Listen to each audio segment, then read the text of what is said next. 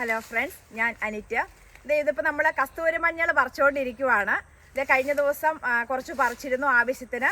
ഇപ്പോൾ നമ്മൾ ആ വീഡിയോ ഇട്ടതിന് ശേഷം ഒരു 100 കിലോയ്ക്ക് ഓർഡർ കിട്ടിയിട്ടുണ്ട്. അതുകൊണ്ട് തന്നെ ബായിനെയും വിളിച്ചുകൊണ്ട് നമ്മൾ ഇപ്പോൾ തന്നെ ഇത് പറിച്ച് ഇന്ന് തന്നെ ഇത് കൊറിയർ അയക്കുവാണ്. ഒരു ഏരി പറിച്ചപ്പോൾ നമുക്ക് കിട്ടിയ കസ്തൂരി മഞ്ഞളാണിത്. ഇതാണ് ഒറിജിനൽ കസ്തൂരി മഞ്ഞൾ. ഇതാണ് കസ്തൂരി മഞ്ഞളിൻ്റെ കളർ എന്ന് പറയുന്നത്, അല്ലാതെ മഞ്ഞ കളറല്ല വരുന്നത്. ആദ്യം തന്നെ നമ്മൾ ഈ മഞ്ഞളിൻ്റെയും ഉണങ്ങിപ്പോയത് ഇതങ്ങ് ക്ലീൻ ചെയ്തെടുക്കും. നമുക്ക് ഒട്ടും തന്നെ പരിചരണമില്ലാതെ നട്ടു വളർത്താൻ പറ്റുന്ന ഒന്നാണ് കസ്തൂരി മഞ്ഞൾ എന്ന് പറയുന്നത്. അപ്പോൾ കൂടുതലായിട്ട് കൊമേഴ്സ്യൽ പർപ്പസിലൊക്കെ ചെയ്യാനാണെങ്കിൽ, കണ്ടത്തിലൊക്കെ നടാനാണെങ്കിൽ ഇതുപോലത്തെ ഏരി വെട്ടിയിട്ട് വേണം നമ്മൾ കൃഷി ചെയ്യാൻ. അല്ലെങ്കിൽ ഗ്രോ ബാഗിലോ പെയിൻറ്റും ബക്കറ്റിലോ ഒക്കെ നമുക്ക് കൃഷി ചെയ്യാൻ, ചെടിച്ചട്ടിയിലൊക്കെ നമുക്ക് കൃഷി ചെയ്യാൻ സാധിക്കും വീട്ടാവശ്യത്തിനാണെങ്കിൽ. അല്ലെങ്കിൽ പറമ്പിലാണെങ്കിൽ ഒരു അല്പം സ്ഥലം എടുക്കുക, അതിനകത്ത് കൃഷി ചെയ്യുക. അപ്പോൾ ഇതിനകത്ത് നമ്മൾ അടിവളമായിട്ടന്ന് കോഴിവളം ഇട്ട് കൊടുത്തു. അതിനുശേഷം മുളച്ചൊക്കെ വന്നതിന് ശേഷം 2 പ്രാവശ്യം ചാറ് വിട്ടു കൊടുത്തു.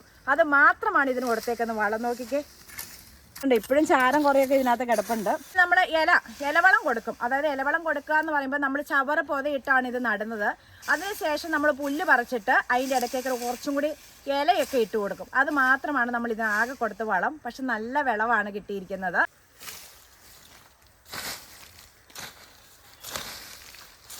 ഇതിപ്പോൾ നമ്മൾ ഈ മഞ്ഞളിൻ്റെ ഉണങ്ങിയത് നല്ല ആദ്യം ക്ലീൻ ചെയ്തെടുക്കും. അതിന് ശേഷമാണ് നമ്മൾ മഞ്ഞൾ പറിച്ചെടുക്കുന്നത്. അപ്പോൾ നമ്മൾ ഇതിൻ്റെ തട കിട്ടും. ഈ തട നമുക്ക് അടുത്ത വർഷത്തേക്ക് കുഴിച്ച് വെക്കാൻ പറ്റും. മഞ്ഞളും നമുക്ക് ഉപയോഗത്തിനായിട്ട് ഉപയോഗിക്കുകയും ചെയ്യാം. ഇത് കസ്തൂരി മഞ്ഞളിൻ്റെ മൊത്തത്തിലുള്ളതാണ്. ഇത് തടയാണ്. ഇത് നമ്മൾ കൊടുക്കില്ല. ഈ റൈസ് ഇതൊക്കെയാണ് നമ്മൾ കൊടുക്കുന്നത്. ഇനി ഇതിന് ശേഷം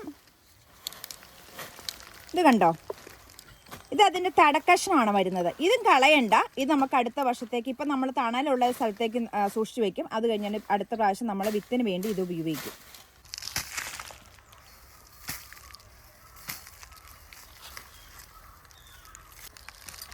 ഇത് കണ്ടോ, ഒരു ചോടാണ്. ഒരു ചോടിൽ നിന്ന് നമുക്ക് ഇത്രയും കിട്ടിയിട്ടുണ്ട്.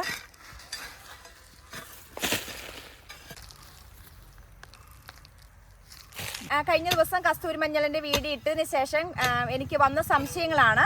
ഇപ്പോൾ ഈ കസ്തൂരി മഞ്ഞളിൻ്റെ ഞാൻ അയച്ചു കൊടുക്കുന്ന ഇതുപോലുള്ള കഷ്ണങ്ങൾ, ഈ നമ്മൾ കസ്തൂരി മഞ്ഞൾ അയച്ചു കൊടുത്തു കഴിഞ്ഞാൽ നമുക്കിത് വിത്തിനായിട്ട് ഉപയോഗിക്കാൻ പറ്റുമോ എന്ന് ചോദിച്ചിരുന്നു. ഇത് വിത്തിനായിട്ട് ഉപയോഗിക്കാൻ സാധിക്കും.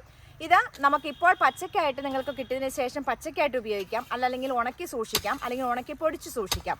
ഇനി അതല്ലെങ്കിൽ ഇതിപ്പോൾ തണലത്ത് വെക്കുക. നല്ല വീടിൻ്റെ തണുപ്പുള്ള സ്ഥലത്ത് വെക്കുക. വെയിലൊന്നും അടുപ്പിച്ച് വെച്ചേക്കരുത്. തണുപ്പുള്ള സ്ഥലത്ത് വെച്ചിട്ട് നമുക്കൊരു ഏപ്രിൽ മാസമൊക്കെ കഴിയുമ്പോഴേക്കും അതിനകത്ത് മുള പൊട്ടി തുടങ്ങും. അപ്പോൾ മെയിൽ പുതുമഴയൊക്കെ കഴിയുമ്പോൾ നമുക്ക് അത് നിലത്തോ അല്ലെങ്കിൽ ഗ്രോ ബാഗിലോ ചെടിച്ചട്ടിലോ എവിടെയാണോ നടേണ്ടത് അവിടെ നമുക്ക് നട്ടുപിടിപ്പിക്കാനും സാധിക്കും.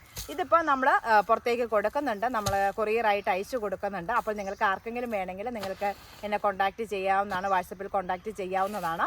അപ്പോൾ നിങ്ങൾക്ക് നമ്മുടെ ഈ കസ്തൂരി മഞ്ഞളിൻ്റെ വിളവെടുപ്പ് നിങ്ങൾക്ക് ഇഷ്ടമായെങ്കിൽ ലൈക്ക് ചെയ്യുക. ചാനൽ സബ്സ്ക്രൈബ് ചെയ്യാത്ത കൂട്ടുകാരെ ചാനലൊന്ന് സബ്സ്ക്രൈബ് ചെയ്യുക. മറ്റൊരു വീഡിയോയുമായി നമുക്ക് അടുത്ത ദിവസം കാണാം. എല്ലാവർക്കും നന്ദി.